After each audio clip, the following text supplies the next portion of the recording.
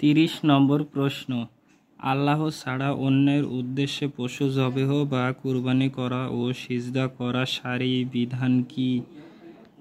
উত্তর, তা হলো শিরকে আকবার বা বড় শিরিক, যা ব্যক্তিকে দ্বীন ইসলাম থেকে বের করে দেয়।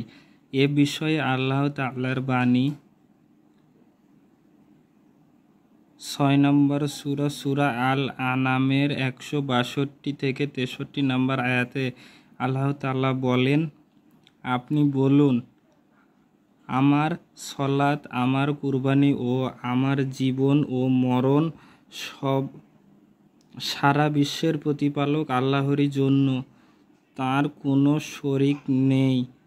আমি এ মর্মেই আদিষ্ট হয়েছি আর আমি প্রথম মুসলিম।